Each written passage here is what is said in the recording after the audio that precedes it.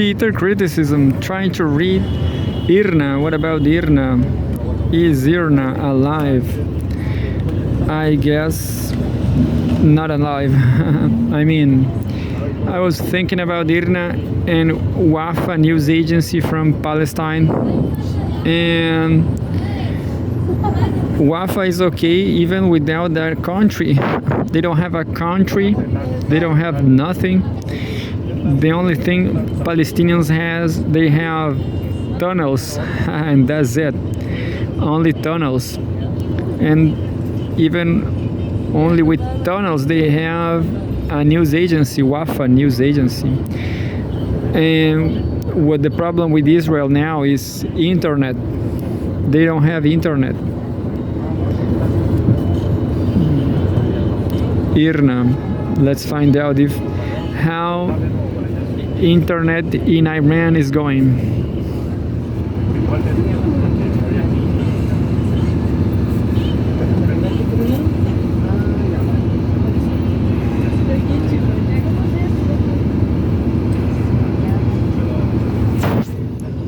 Irna transferring to the website.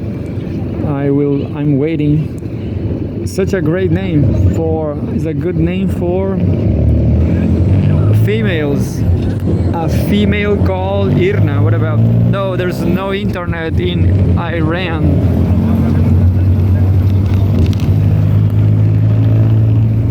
I don't know what to do. I don't know what to read. Let's see what the Chinese are talking about. That's interesting too, though. Though.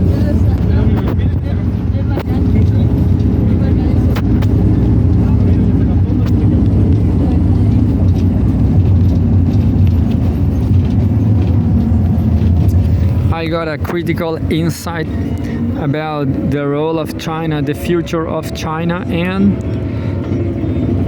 I'm pretty sure about this. China will do great business rebuilding all the mess, all the destruction from whatever Israel, all this mess in Israel. Guess who is going to rebuild it?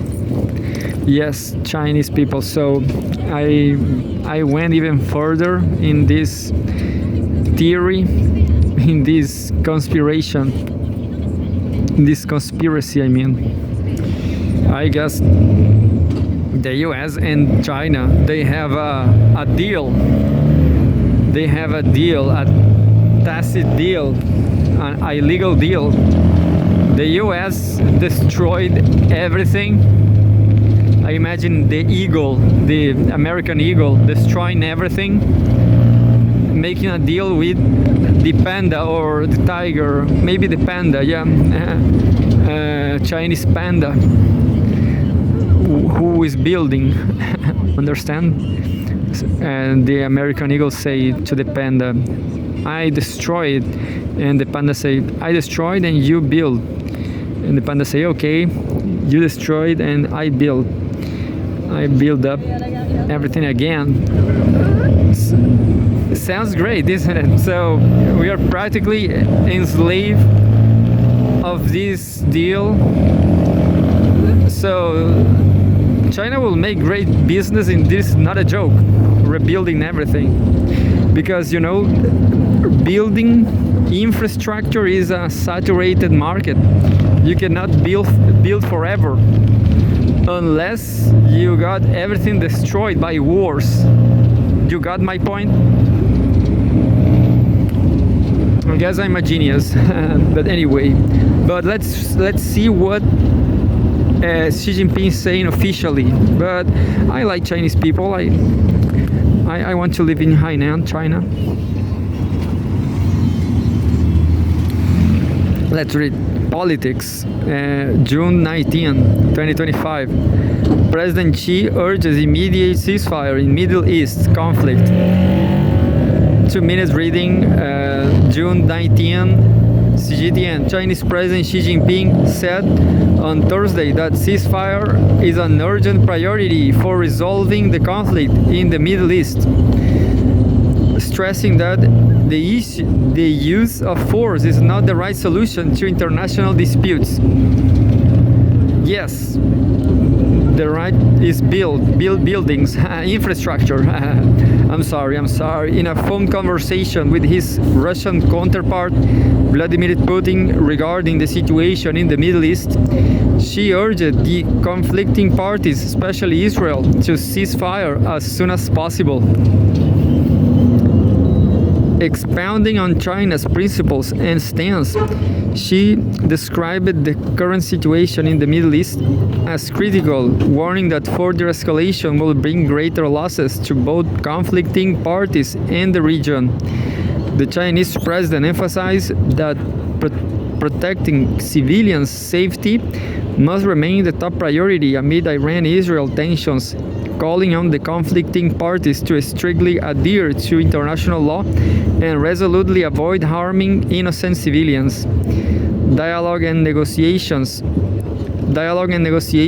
are the fundamental way out, she pointed out, calling for bringing the Iranian nuclear issue back on track for a political solution through dialogue and negotiation.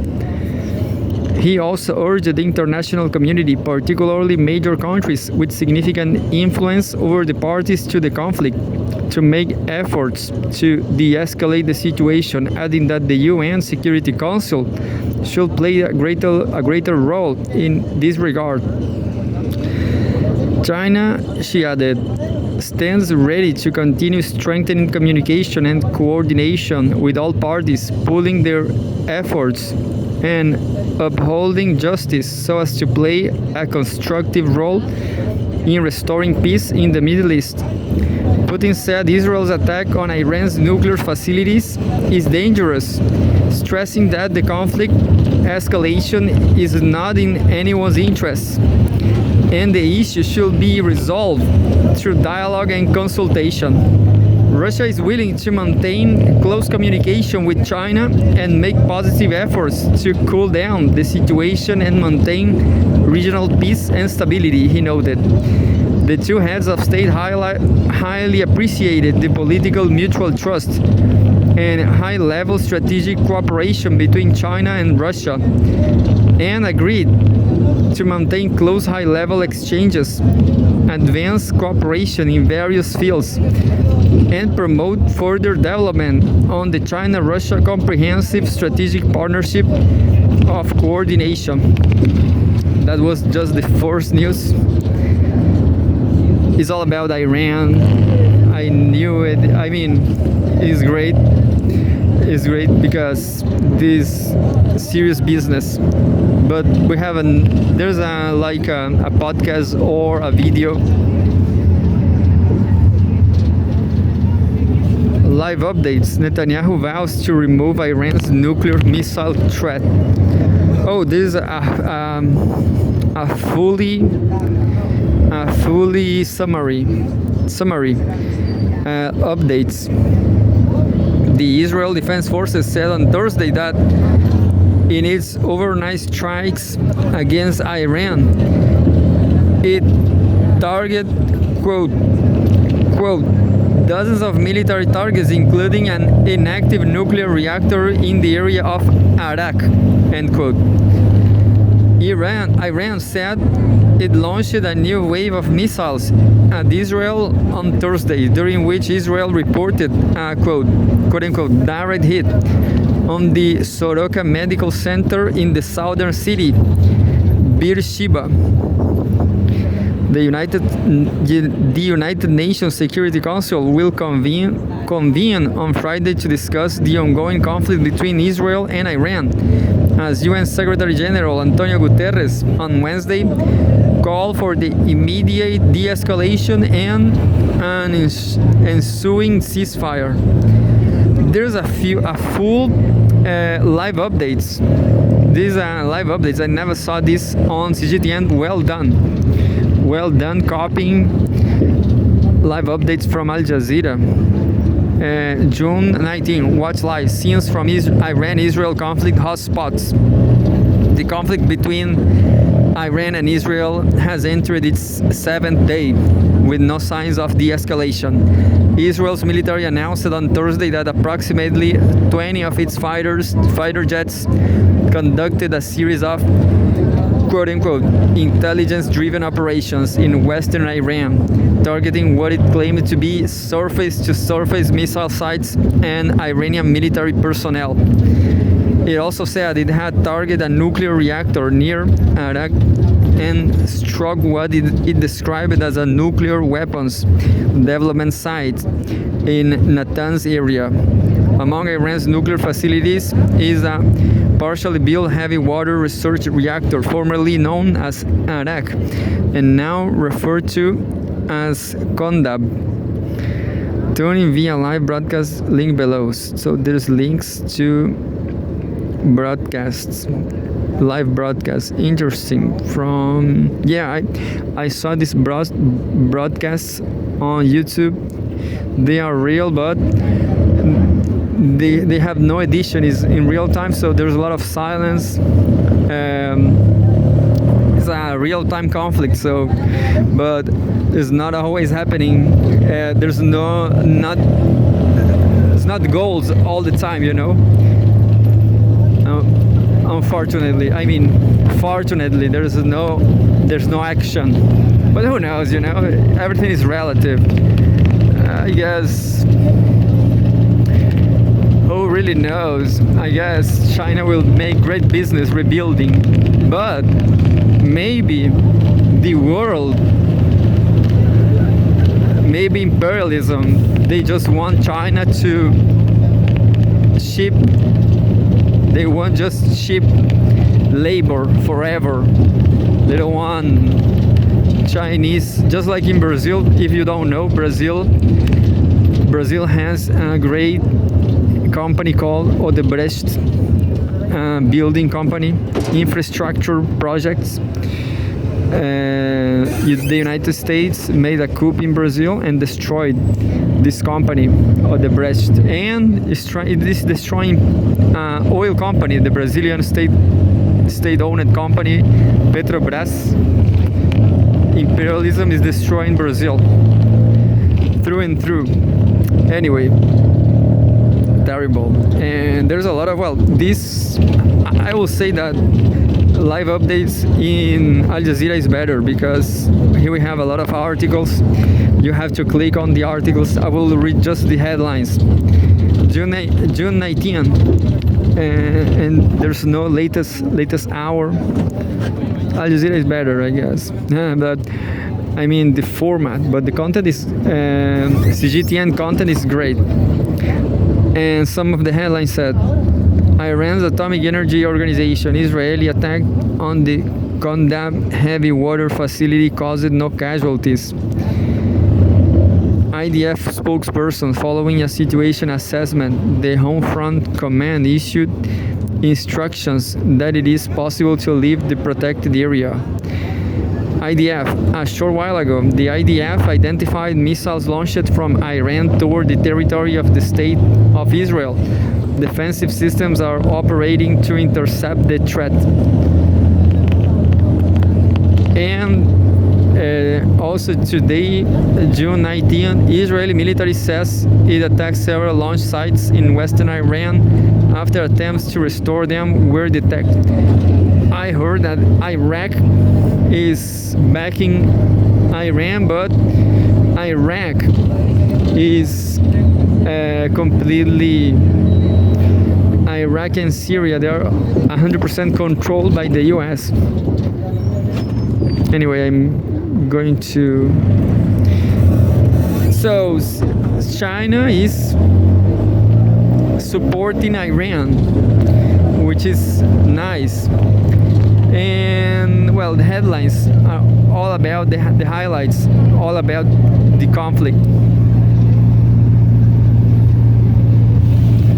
Politics, June 19, 2025. Death trends or direct action. US waits next move in Israel-Iran conflict. June 19. 4 minutes reading. Big news. Large news. Left to right, a combination of pictures of Iran's supreme leader Ayatollah Ali Khamenei, US President Donald Trump, and Israel's Prime Minister Benjamin Netanyahu.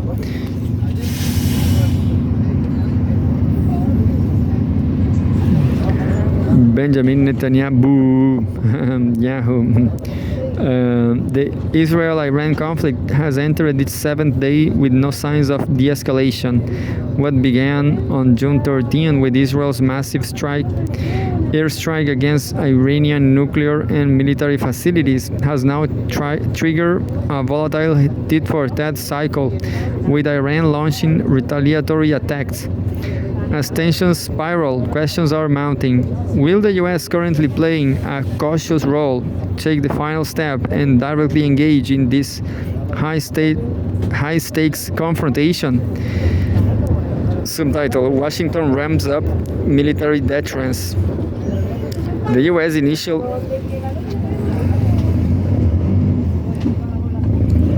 US initially maintained a cautious distance when the conflict erupted, but recently has deployed significant military assets. According to reports, the USS Nimitz aircraft carrier has left the South China Sea and is heading to the Middle East to join the Carl Vinson Carrier Strike Group, creating a dual carrier strike presence.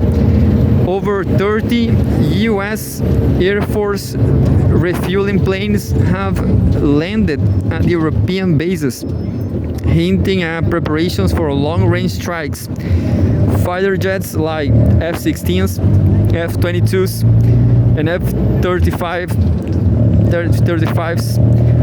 are repositioning in the region. Experts say these moves signal Washington's preparation for both deterrence and possible intervention. However, direct U.S. involvement remains uncertain, shaped by domestic politics, battlefield changes, and concerns about getting trapped in another prolonged Middle East war. While some analysts expect fighting to continue for weeks, they see a full-scale prolonged war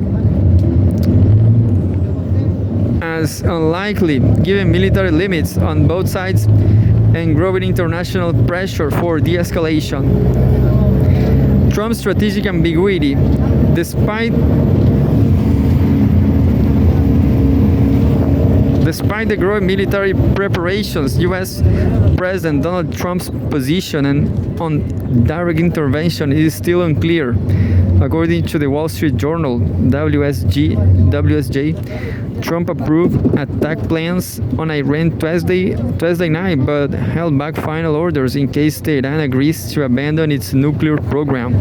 Trump's hesitation stems from strategic concerns. A key target reportedly under Trump's consideration is Iran's Fordow nuclear facility, buried deep under a mountain and only vulnerable to the most powerful bunker busting bombs capabilities Israel lacks and urges the US to use. Yet Trump remains skeptical. He wants to be certain that any attack will not only succeed but also avoid dragging the US into another prolonged war, according to sources cited by WSJ. Besides, though Trump is greenlighting military preparations, he continues to leave the door open for diplomacy and has reportedly rejected an Israeli proposal to assassinate Supreme Leader Ayatollah Ali Khamenei. On Wednesday, he stated that a deal with Iran remains possible, adding that Iran has expressed interest in negotiations and even proposed a visit to the White House.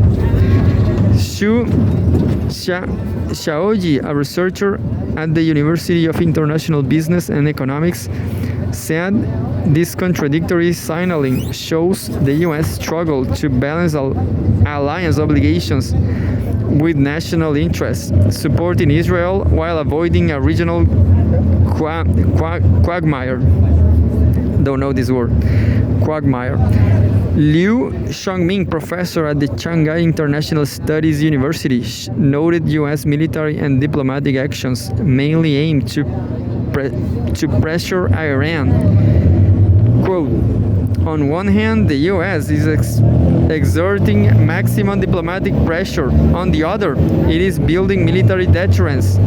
Whether it intervenes depends on its strategic objectives, end quote.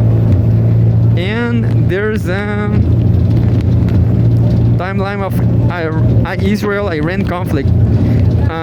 Not so big, but nice graphic. June 13, Israel conducts the first strikes on a surprise air campaign targeting Iran's nuclear program and its military leadership. June 14, Israel intensifies its airstrikes targeting Iran's oil and gas industry. June 15, Israel and Iran continue to exchange airstrikes. Israel targets Iranian government buildings, while Iran's missiles cause damage to Israel's largest oil refinery near Haifa and top research center, Weizmann Institute of Science. Israel hits Iran state broadcaster bombs. This was 2 days ago. Israel hits Iran state broadcaster IRNA bombs at the commander center of an elite Iranian military unit and hits Iranian F-14 fighter planes at Tehran airports. The Pentagon redeploys a number of warplanes and an aircraft carrier to the Middle East. June 17, Israel's National Security Advisor Chashi Hanebi offers the clearest signal yet about the goals of Israel's air campaign. The Fordo nuclear enrichment plant. U.S. President Donald Trump calls for Iran's unconditional surrender. June 18, Iran's Supreme Leader Ali Khamenei vows to, quote-unquote, never surrender in response to Trump and warns that intervention will harm the U.S. Iran shuts down the internet within its borders. Oh, this is, now I got it. Iran itself shut down the internet, so what a dictatorship. Just kidding. Interesting, isn't it? Because internet is full of bullshit, it's full of trash. That's why China doesn't have internet. Trump approves Iran attack but hold a final decision. June 19, the Israel Defense Forces issue an evacuation warning to residents near Arak nuclear reactor in a post written in Farsi on X. The stakes of intervention. Li Yanan, Deputy Director of the Middle East Studies Institute at China Institute of Contemporary International Relations, told China Media Group that the U.S. decision to intervene directly depends on three key factors. First, is Israel's ability to act alone. If Israel cannot neutralize Iran's nuclear program or force Tehran to quit, Washington may feel compelled to step in. Second is the risk of U.S. casualties. Any Iranian attack on American bases or personnel could trigger retaliation. Third is Israel's security. Significant damage to Israeli territory or civilians might drag the U.S. deeper into the conflict. Soon, the Gang director of the Middle East Studies Center at Fudan University said that the unpredictability of the current U.S. administration makes intervention hard to predict. I'm going to go down the bus, I guess. Just 1 second.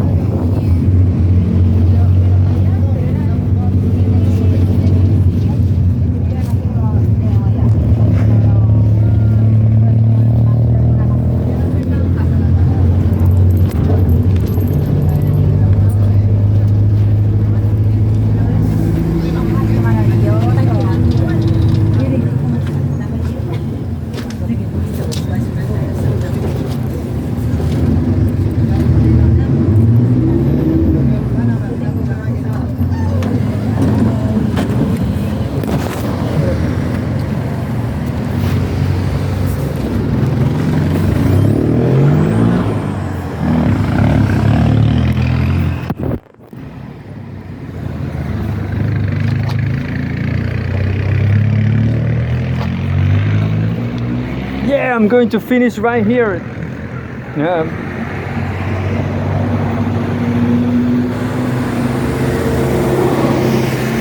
Crazy, isn't it? Crazy. Soon the gang, director of the Middle East Studies Center at Fudan University, said the unpredictability of the current US administration makes intervention hard to predict. He warned that a direct strike on Iran's nuclear sites could trap the US in a deeper regional conflict and spark a direct confrontation with Tehran. Beyond military factors, domestic and geopolitical concerns matter. Public opinion in the US strongly opposes direct military involvement in the Israel-Iran conflict. A recent Economist YouGov poll showed 60% of Americans oppose intervention, with only 16% supporting it. The public's reluctance is shaped by costly, drawn-out wars in Iraq and Afghanistan. Furthermore, Trump faces internal divisions within his own political base. Traditional Republican hawks back Israel strongly, but a vocal quote-unquote America first factions rejects new military entanglements, seeing them as betrayals of Trump's non-interventionist stance.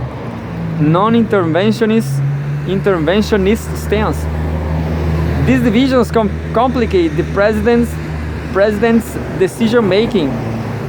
Xu Xiaoyi also pointed out that Washington has shifted strategic focus to the Asia-Pacific and is reluctant to divert resources back to the Middle East. He predicts direct Israel-Iran hostilities may continue for weeks, but a prolonged all-out war is unlikely. Quote, Israel has the upper hand in military technology, but completely eliminating Iran's nuclear and missile capabilities is unrealistic. Iran, while capable of inflicting damage, lacks the means to threaten Israel's survival. So it's a tie game. It's a balanced war. Very exciting. I'm sorry, but it is. I want to see the highlights. While capable of inflicting damage, lacks the means to threaten Israel's survival, end quote, Su said. Quote, both sides are likely to show restraint under international mediation and eventually reach a tacit ceasefire through back-channel negotiations, end quote.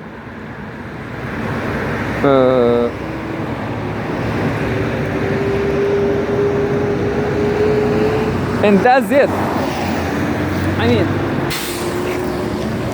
there are another two news about rare earths and airplanes fair, but airplane expos, but by now I'm satisfied with the Cgtn view of the Iran-Israel conflict.